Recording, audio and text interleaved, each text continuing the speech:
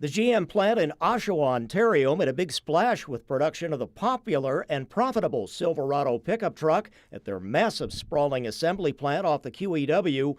And it's a reminder that GM and Ford both have major production links from Buffalo, with vehicle components shipped by truck across our bridges to head north towards Toronto, with a Ford assembly plant in Oakville, Ontario for the Ford Edge model, and again that GM assembly site in Oshawa.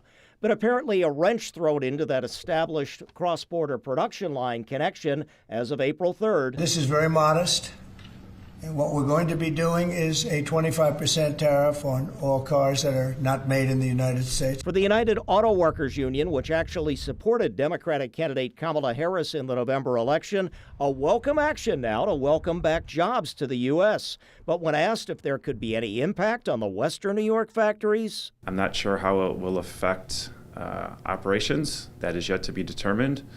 But again, these corporations, they need to figure out how to absorb it and not pass it off onto the American consumer. He is referring to passing along tariff costs with higher vehicle prices. But from another observer of the industry, with again that carmaker corporate supply link to Canada for the local plants and employees, I think it would hurt them as opposed to help them unless they decided to build a brand new assembly plant here in Buffalo area, because the closest assembly plants are in Canada. So the engine plant sends them to Oshawa, Ontario, and the stamping plant sends them to the Oakville, Ontario plant for Ford. There have been significant increased recent investments in the local auto plants, and even as President Trump says he expects a quick U.S. auto assembly plant turnaround, billions of dollars in multiple years may be needed for a crucial part of the economy. The big three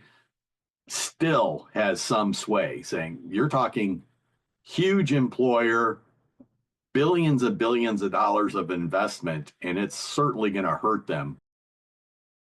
And Art Wheaton of the Cornell School there says he thinks the UAW is more upset, actually, about the number of automaker jobs which have actually gone to Mexico with substantially lower wages. As we've seen, this is a very much a fluid situation.